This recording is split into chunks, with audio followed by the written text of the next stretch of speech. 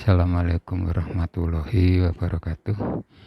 Saudara-saudara mahasiswa peserta mata kuliah metodologi yang saya cintai,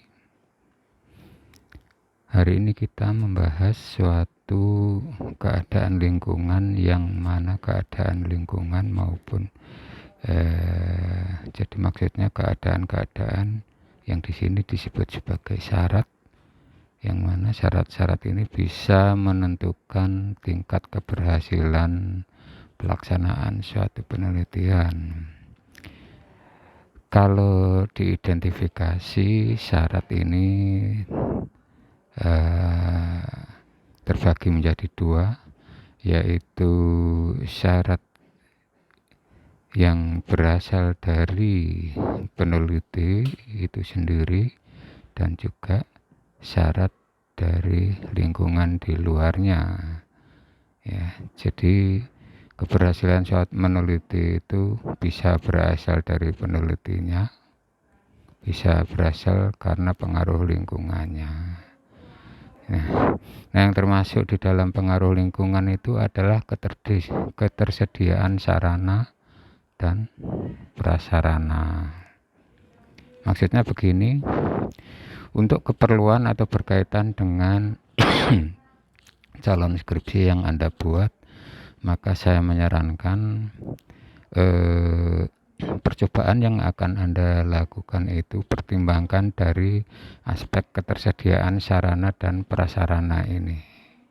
Ya, jadi alat-alatnya tersedia apa tidak. Misalnya Anda berencana mau mengukur jumlah klorofil daun. Ya, jadi ada itu kakak-kakak kelas yang melakukan penelitian dengan mengukur jumlah klorofil daun. Jadi jumlah klorofil daun itu dihitung pada umur tertentu dari tanaman itu ada metodenya. Jadi tidak setiap saat diukur ya, tetapi biasanya pengukuran jumlah klorofil daun itu dilakukan pada umur tertentu saja. Nah, perhatikan ada tidak di kita alat untuk mengukur jumlah klorofil daun itu. Ya, jadi kalau ada, oke, laksanakan. Misalnya lagi Anda mau mengukur pH tanah, maka perhatikan apakah di laboratorium sudah tersedia alat untuk mengukur pH tanah tersebut. Jika memang tersedia, maka itu akan sangat membantu berhasilnya percobaan saudara nanti. Ya, jika suatu sarana dan prasarana itu tidak tersedia secara internal di laboratorium kita bisa mendekati atau meminjam sarana dan prasarana yang tersedia di luar fakultas atau di luar universitas, bahkan seperti kakak-kakak saudara yang sudah pernah lakukan itu, misalnya untuk penelitian hama dan penyakit itu mereka bisa melakukan di laboratorium hama dan penyakit di Pati. Jadi di Pati itu ada laboratorium hama dan penyakit yang cukup besar, dulu itu bantuan Jepang kalau tidak salah. Gedungnya juga modelnya model arsitektur Jepang, jadi ciri khas dari arsitektur Jepang kan jendelanya kotak-kotak dan lain sebagainya. Itu ada di Pati. Anda bisa menggunakan sarana prasarana di sana karena kita mempunyai kerjasama dengan mereka dan banyak kakak-kakak kelas alumni kita yang bekerja di sana. Itu untuk hama dan penyakit. Kemudian untuk yang lebih lengkap lagi berkaitan dengan laboratorium lingkungan pertanian itu di laboratorium Jakenan, ya. Jakenan itu besar. Jadi di sana juga kita punya kerjasama. Misalnya analisis segala macam di sana bisa dilakukan. Kita punya kerjasama, dan juga seperti halnya pada laboratorium hama dan penyakit di Pati, kakak-kakak kelas alumni kita itu ada yang kerja di sana, jadi kita punya hubungan yang baik ya, letaknya di Jakenan ya. Jadi saya ulang kembali ke masalah ini untuk apa namanya kelancaran nanti penelitian Anda itu berhasil, maka perhatikan ketersediaan sarana dan prasarana. Jangan menyulitkan diri ya. Jika sarana prasarana tidak tersedia, jangan memaksakan diri untuk meneliti hal tersebut. Ya, jadi itu faktor lingkungan penunjang yang saya sebutkan sebagai sarana dan prasarana. Faktor lain yang sangat menentukan berhasilnya penelitian itu tentu saja peneliti. Tentu saja diri Anda sendiri.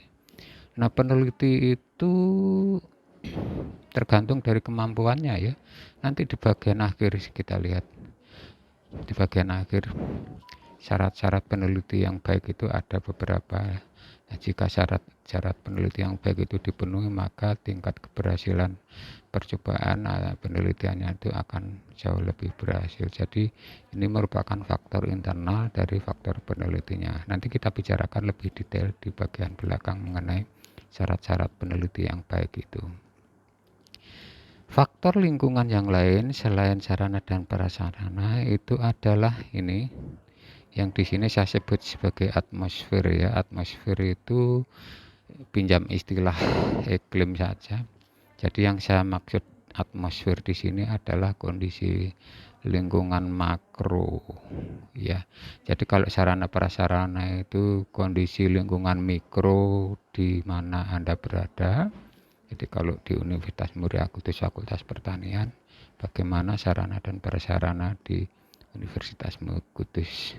Tapi kalau atmosfer ini adalah kondisi lingkungan makro. Apa itu? Ada perang tidak? Suatu negara makro ya atmosfer, maka level pembicaraannya negara ataupun bahkan dunia terjadi perang tidak? Kebanyakan negara yang mengalami perang, misalnya Timur Tengah ya, Afghanistan, itu perang terus perang saudara, maka di situ penelitian tentu tidak akan berhasil. Maka di situ lama-kelamaan akan terbelakang oleh karena tidak ada kemajuan ilmu di situ. Jadi perang menghambat berhasilnya pelaksanaan penelitian. Oleh karenanya kita bersyukur di Indonesia itu sangat damai ya. Meskipun ada riak-riak kecil dan kita harus mempertahankan kedamaian itu. Semua dari kita ya harus berusaha mempertahankan kedamaian itu, jangan sampai kita terjadi ini perang ya. Yang kedua, perangsang. Ini anak-anak muda ini saya kira perangsangnya beda dengan orang-orang tua ini ya. Jadi yang saya maksud dengan perangsang di sini adalah insentif kayak gitu ya. Jadi kalau di Indonesia perangsangnya itu kurang. Guru atau bahkan dosen aras-arasan meneliti karena insentifnya tidak ada. Ya, perangsangnya kurang. Kalau di dosen itu perangsangnya hanya ya, nilai angka kredit saja. Ya, nah kalau di negara lain itu ada perangsang biasanya berupa finansial yang sangat besar sehingga peneliti itu berlomba-lomba untuk melakukan penelitian. Jadi perangsang bisa mendorong berhasilnya penelitian. Tidak ada perangsang, maka penelitian akan cenderung lambat, cenderung tidak berhasil. Kemudian ketenangan jiwa. Nah ini ketenangan jiwa yang dimaksud ini berkaitan dengan peneliti ini. Penelitinya itu harus diberi kemerdekaan yang sebesar-besarnya untuk sebebas-bebasnya dia itu mau meneliti apa. Sebab ini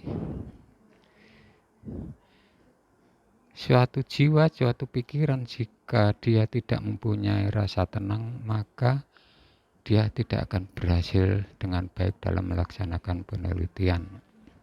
Ya, jadi harus ada ketenangan jiwa pada khususnya pada diri peneliti itu. Nah, yang terakhir, yang ini banyak terjadi di Indonesia, tadi saya katakan peneliti lebih banyak mencari nafkah sehari-hari. Ini yang kebanyakan terjadi di Indonesia. Jadi karena ini tadi perangsangnya kurang, ya, maka banyak peneliti mencari nafkah sehari-hari. Jadi perhatikan kata ini, hanya untuk mencari nafkah sehari-hari. Nafkah sehari-hari itu artinya untuk makan sehari-hari saja itu kurang, ya. Jadi bayangkan, namanya kurang, tidak ada lebih untuk hal-hal lain. Inilah saudara yang hal-hal atau syarat-syarat untuk berhasilnya pelaksanaan penelitian. Nah, berikutnya ada peneliti, ini namanya Sommer. Pada bukunya yang ditulis pada tahun 1959 itu menulis bahwa atau menyarankan agar pelaksanaan penelitian itu lancar, tidak ada gangguan. Ya, satu, ada kesadaran masyarakat tentang pentingnya penelitian. Nah, kesadaran masyarakat tentang pentingnya penelitian di Indonesia itu juga rendah. Ya, pengertian masyarakat ini juga masyarakat umum, juga termasuk masyarakat industri. Di Indonesia banyak industri yang tidak mau melakukan penelitian. Ya, bahkan dia maunya itu transfer teknologi saja dari luar negeri. Sehingga akibatnya banyak pabrik-pabrik industri yang di Indonesia itu tingkat teknologinya, kemajuan teknologinya itu yang sudah ketinggalan zaman baru masuk Indonesia. Ya, jadi kesadaran masyarakat tentang penelitian harus ada ini supaya lancar menurut Sommer. Yang kedua, harus ada sarana dan pembiayaan. Tadi sudah saya sebut. Ada uangnya, ada insentifnya, kemudian ada alat-alatnya. Tadi sudah saya sebut. Yang ketiga, hasil penelitian harus segera diterapkan. Perhatikan, segera diterapkan menurut Somers. Nah, kalau segera diterapkan berarti Somers ini cenderungnya penelitian yang dilakukan adalah penelitian terapan. Pada 2 minggu yang lalu perkuliahan, pada saat kita membahas jenis penelitian dasar dan penelitian terapan, itu salah satu ciri penelitian terapan adalah hasilnya harus segera diterapkan. Sebab jika terlambat diterapkan maka tidak akan bermanfaat. Ya, karena masalah di masyarakat nanti sudah bergeser, berubah lagi sehingga hasil penelitian itu sudah ketinggalan zaman. Berikutnya harus ada kebebasan dalam melakukan penelitian. Tadi sudah juga, ya, kebebasan kalau di sebelumnya itu diistilahkan sebagai ketenangan jiwa ini. Yang ini ketenangan jiwa ini. Ya, di kebebasan. Nah, menurut Somers itu di sini dikatakannya sebagai kebebasan dalam melakukan penelitian. Jadi tidak ditekan-tekan, kamu harus begini, harus begitu, peneliti harus begini, harus begitu. Tidak, ya. Nah, di kita program studi agroteknologi itu berusaha menerapkan ini bahwa mahasiswa bebas melakukan penelitian apa saja. Tetapi pengalaman pada sekian puluh tahun itu mahasiswa kalau diberi kebebasan seperti ini malah dia tidak menggunakan kebebasannya. Ya, dia itu akhirnya cenderung mencari judul-judul skripsi yang masa lalu sudah dilakukan, ya. hanya diganti jenis tanamannya, hanya diganti apanya begitu, sehingga itu tidak bebas. Jadi di sini saya merasakan sebagai pembimbing dan sebagai pengajar metodologi penelitian, atmosfer mahasiswa itu saya merasakan tidak bebas, terkungkung dia itu. Nah, ini ada pemikiran di Komisi Sarjana bagaimana kalau tema penelitian mahasiswa itu ditentukan oleh dosen pembimbing, tetapi mahasiswa diajak berbicara bersama. Oleh karena faktanya skripsi itu adalah intinya latihan, ya, latihan meneliti, sehingga belum sebenarnya pada fakta sebenarnya itu skripsi mahasiswa belum bisa menentukan kebebasannya sebebas-bebasnya. Nah, ini kemudian yang terakhir, peneliti harus mempunyai kualifikasi. Nah, pada mahasiswa yang sedang menyusun skripsi itu kualifikasinya belum ada, ya. Maka oleh karenanya tadi saya katakan sebenarnya skripsi itu adalah proses proses berlatih melakukan penelitian, sehingga tadi saya katakan hal yang demikian itu belum memerlukan kebebasan yang mutlak, ya. Oke. Nah, ini tadi yang saya katakan kriteria yang harus dipunyai oleh peneliti.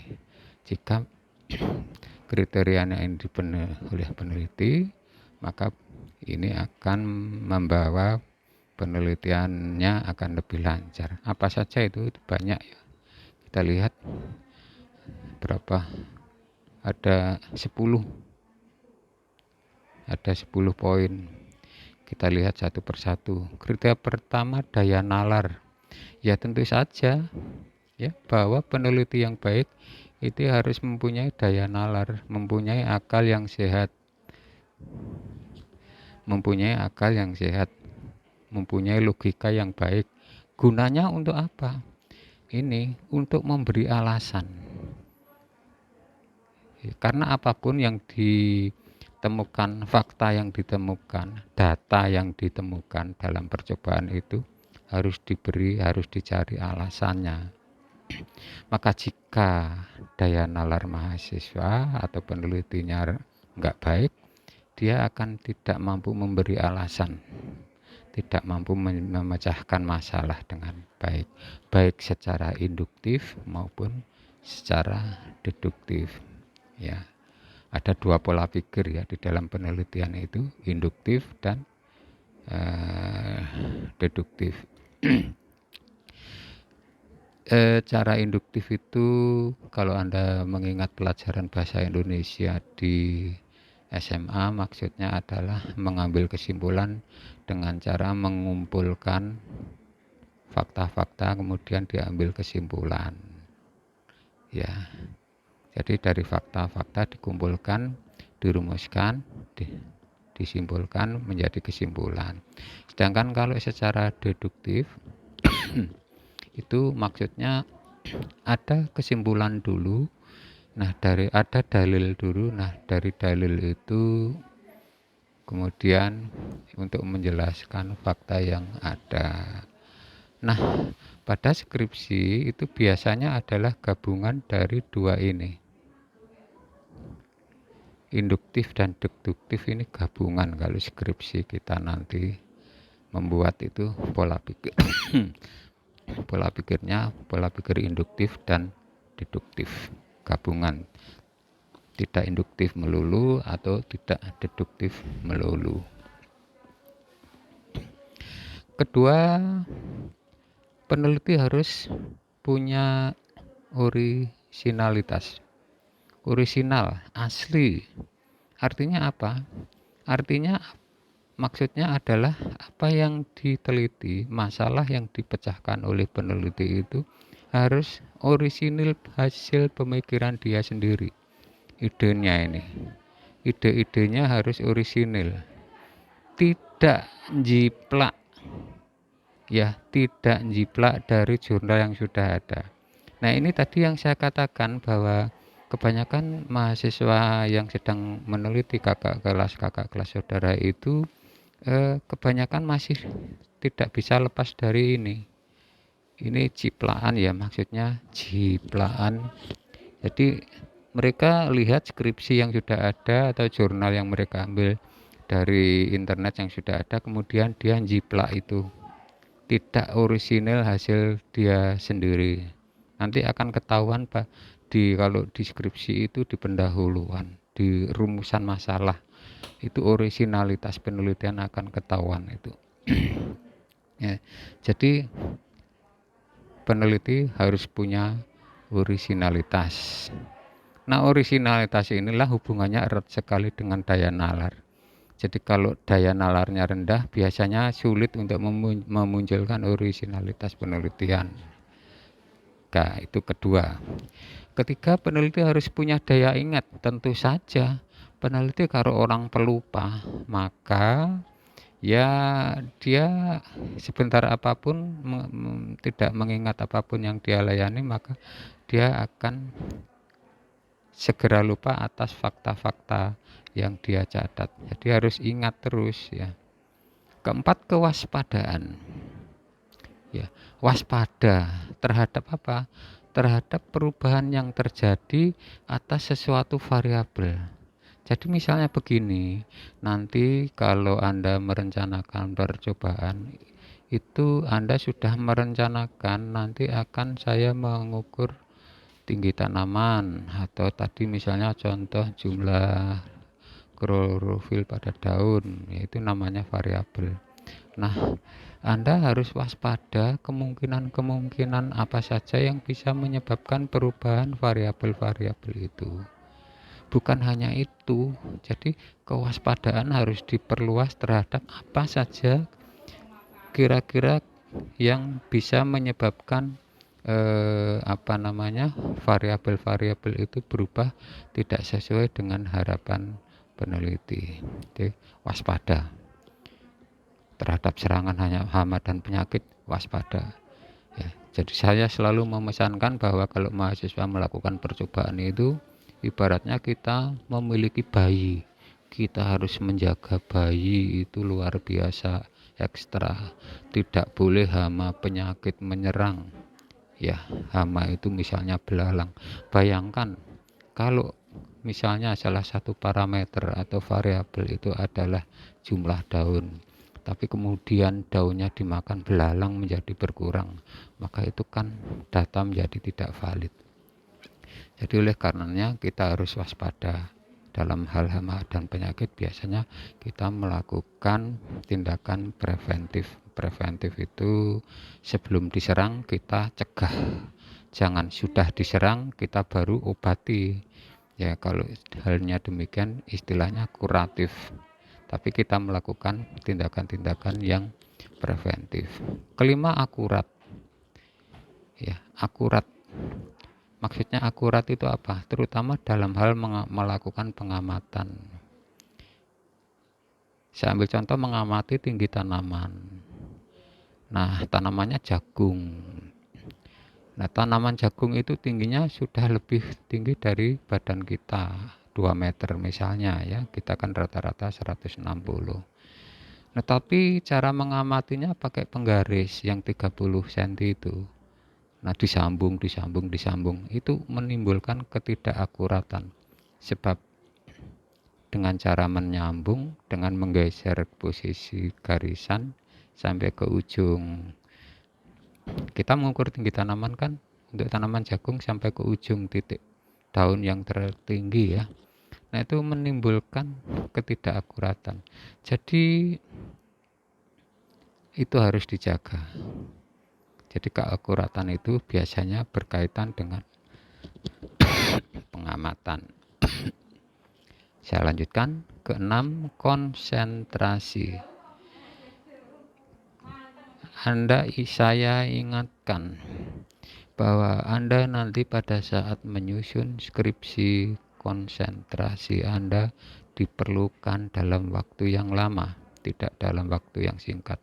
Kalau Anda ujian, paling konsentrasi Anda hanya 2 jam paling lama, atau 90 menit, yaitu waktu lama yang digunakan untuk mengerjakan soal. Tetapi di dalam membuat skripsi sepanjang waktu sampai skripsi Anda selesai itu diperlukan konsentrasi. Hal yang paling mengganggu ini adalah nanti Anda akan merasa muak. Muak itu bosen. Ya, jadi ini yang sering menerpa para mahasiswa, sudah bosen, sudah muak. Ya, ada salah satu cara untuk menghindari supaya tidak muak. Seperti halnya muak itu kan bosen ya. Seperti halnya kalau Anda suka, kalau yang laki-laki ya, suka wanita, pacaran, ya tentu kita pilih wanita yang cocok dengan kita untuk kita jadikan pacar. Maka hal demikian tidak akan cepat muak ini. Oleh karenanya, nanti kalau Anda menentukan tanaman yang mau diteliti, setidaknya ya untuk menjaga konsentrasi ini, setidaknya Anda itu di dalam memilih tanaman adalah tanaman yang Anda sukai. Ya, supaya tidak cepat muak. Kemudian dalam hal rancangan perlakuannya, jadi kan ada tanaman, ada perlakuan. Rancangan perlakuannya, Anda harus memilih ilmu perlakuan yang ada kaitannya dengan ilmu yang selama Anda kuliah itu Anda sukai. Ya, itu akan meningkatkan daya konsentrasi selama periode Anda menyusun skripsi. Yang ketujuh, dapat bekerja sama. Ya, saya sarankan besok kalau Anda menyusun skripsi itu lakukan secara teamwork. Jadi misalnya sewa satu lahan yang sama terus digunakan oleh 2 atau 3 mahasiswa, terus nanti bekerja sama. Ya, teamwork itu menghilangkan kebosanan. Kedelapan, Anda harus sehat. Bayangkan ya, tadi saya katakan bahwa kita mempunyai tanaman percobaan itu harus dipelihara seperti halnya memelihara bayi. Kita harus menjaga tanaman maksimal mungkin. Nah, kalau Anda sendiri tidak sehat, maka Anda tidak akan bisa menjaga tanaman seperti yang saya katakan tadi. Kesembilan, semangat. Ya, hasratnya harus tinggi. Jadi semangat banget gitu. Ke-10, pandangan moral. Ini yang mahasiswa sekarang menyusun skripsi ini sudah mulai rendah. Kejujuran intelektualnya sudah mulai rendah. Tampak dari statistika. Ya, jadi mahasiswa sering merubah data.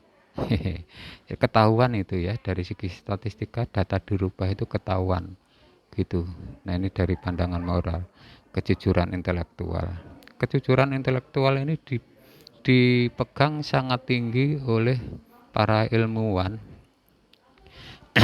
Pernah dulu ada cerita menteri, yang menteri ini adalah dosen UGM. Suatu saat dia menulis di harian Kompas waktu itu yang ditulis tentang asuransi pertanian ya. Jadi kan petani kita banyak yang gagal panen. Nah, supaya menjamin petani itu tetap mau menanam, kalau gagal panen itu dibuatlah asuransi. Nah, waktu itu sedang dibahas undang-undangnya di DPR. Nah, namanya sih Anggito Abimanyu, Anda cari nanti di Google. Dia menulis di koran. Nah, kemudian diketahui bahwa tulisan di korannya itu bukan hasil buatan dia sendiri. Ya, jadi buatan orang lain yang kemudian diberi nama dia, seolah-olah dia yang menulis. Nah, suatu ketika penulis asli yang menulis artikel tersebut juga menulis di koran pembaca tersebut bahwa itu tulisan saya. Ditunjukkan file aslinya dan memang kalau diteliti itu sama persis. Pola pikirnya sama persis, hanya diganti atau diupdate data-datanya saja. Tetapi kerangka pola pikirnya sama persis. ya, itu diistilahkan sebagai ghost writer. Writer penulis ya. Ghost itu hantu, jadi penulis hantu. Jadi banyak para para ilmuwan itu menggunakan ghostwriter. Jadi maksud ghostwriter itu seperti misalnya Pak Har ya, supaya terkenal Pak Har itu menyewa orang yang pintar menulis, kemudian tulisannya itu saya beli, saya diberi nama Pak Har. Nah, yang terkenal Pak Har, dia enggak.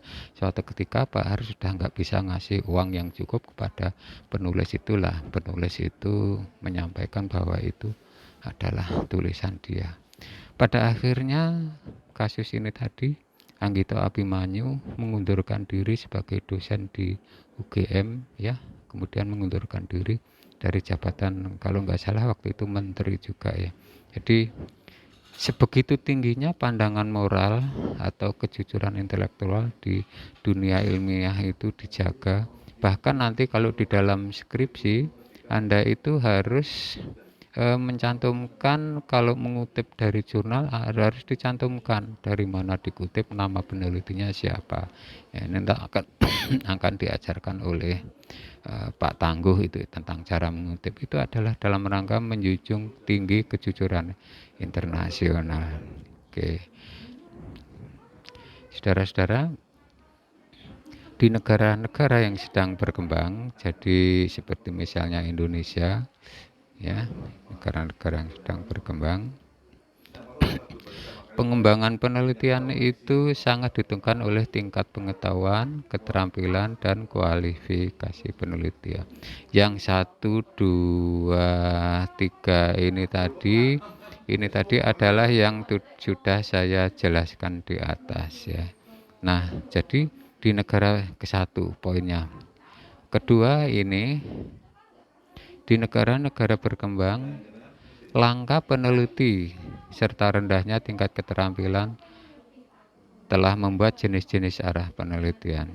Jadi intinya kalau diringkas, di negara-negara yang sedang berkembang, masalah penelitiannya itu perlu ditingkatkan, baik dari penelitinya yang langka maupun skill dari penelitinya tersebut.